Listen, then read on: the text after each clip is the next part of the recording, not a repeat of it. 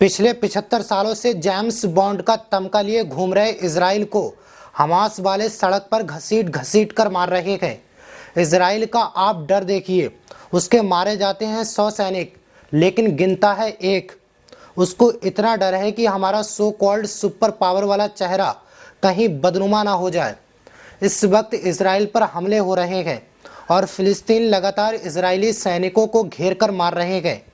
Gaza पट्टी से लेकर वेस्ट बैंक तक लगातार इजरायली फौज की ऐसी तैसी हो रही है। उन्हें मारा जा रहा है, उनके टैंक उड़ाए जा रहे हैं। लेकिन सोचिए, इजराइल अपने मरे हुए सैनिकों की संख्या भी नहीं गिन रहा है। तो क्या है पूरा मामला, विस्तार से बताने वाला हूं, इसलिए वीडियो को आखिर तक जरूर देखें।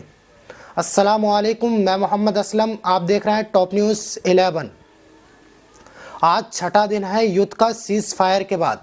आपको इसके साथ 5वें दिन की खबर भी बताऊंगा।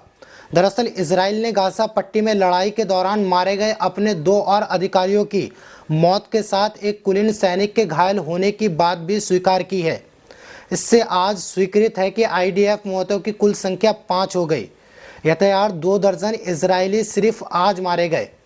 इजराइल की बेईमानी देखिए, उसके अपने सैनिक मारे जा रहे हैं, उनको भी वो एक्सेप्ट करने के लिए तैयार नहीं है।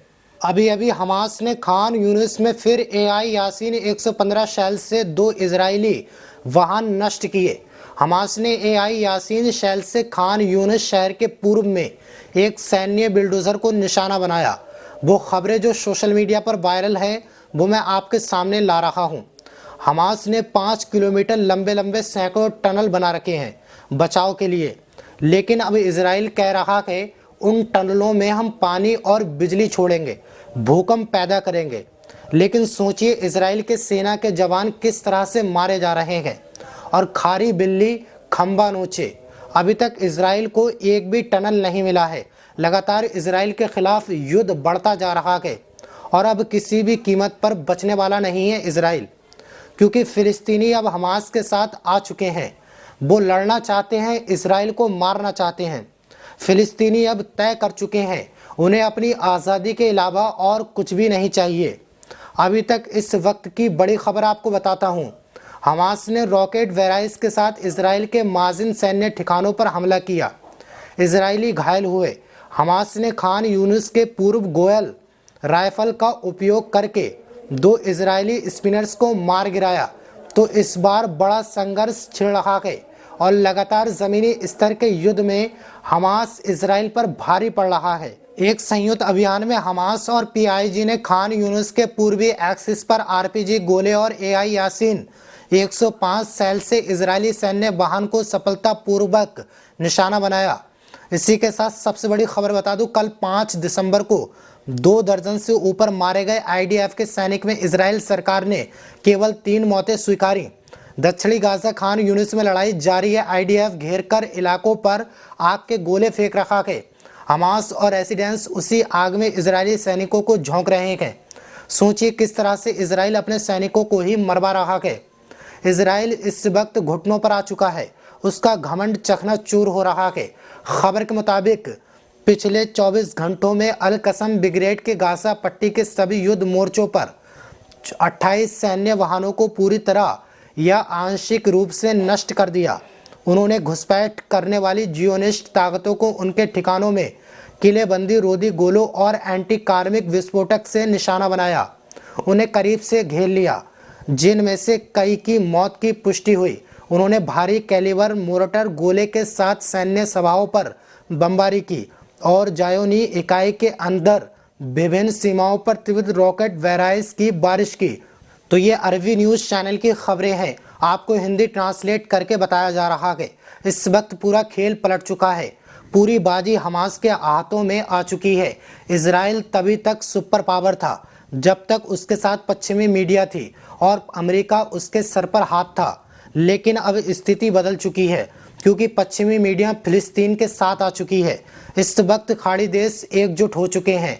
लीबिया, इराक किस तरह से बर्बाद हुआ था, तब खाड़ी देश चुप रहे, लेकिन अब वो चुप नहीं है। सबसे खास बात है, अमेरिका के इराक वाले ठिकानों पर भी लगातार हमले हो रहे हैं।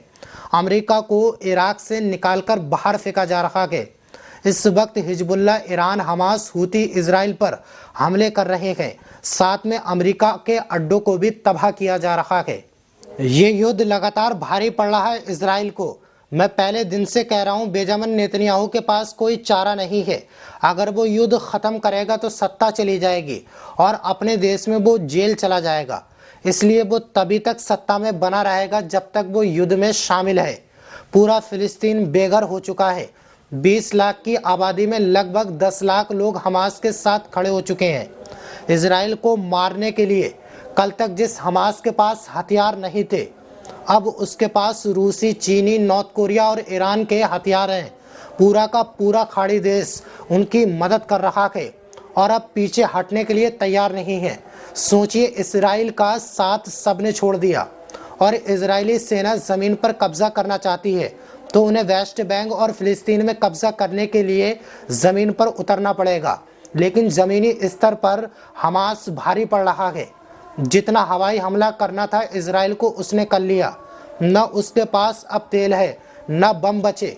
उसकी सेना को चारों तरफ से घेर कर हमास वाले मार रहे हैं, क्योंकि इजराइल के पास तो कहीं से हथियारों की सप्लाई हो नहीं रही है। उसके जो हैं उसी में उसको काम चलाना पड़ेगा। हमास के पास हथियारों की सप्लाई बढ़ चुकी है। रूस, चीन, इराक हथियार भेज रहे हैं। हमास के लड़ाके कि 3 से 4 देश इस वक्त हर चीज़ से मदद कर रहे हैं। हूती लड़ाकों ने इजराइल के 2 बड़े जहाज़ को लाल सागर में जला डाला, तो चारों तरफ से इजराइल को घेर लिया गया कि पानी वाले रास्ते से उसको कोई मदद नहीं मिल सकती, क्योंकि उसके जहाज़ पर हमले हो रहे हैं। अमेरिका अब सीधे सीधे इजराइल की मदद करना नहीं चाहता है, क्योंकि उसके अपने ठिकाने खतरे में है। ये युद्ध जितना लंबा जाएगा, इजराइल को उतना ज़्यादा नुकसान होगा। पिछले 75 सालों में इजराइल को कभी खरोच तक नहीं आती थी और वो धीरे धीरे फिलिस्तीन पर कब्जा करता जा रहा था, लेकिन इस बार वो बेनकाब हो चुका है। 60 दिन की युद्ध ने इजराइल की पोल खोल दी है। यूनाइटेड नेशन से लेकर 145 देश ने इजराइल के खिलाफ विरोध प्रदर्शन किया। इस वक्त कोई भी एक सिंगल देश इजराइल के साथ नहीं खड़ा है, सिवाय भारत में अंधभक्तों के। सोचिए, अंधभक्तों लड़ने जाएंगे नहीं। इजराइल ने 1 लाख भारतीयों की मदद मांगी थी, लेकिन कोई भी नहीं गया।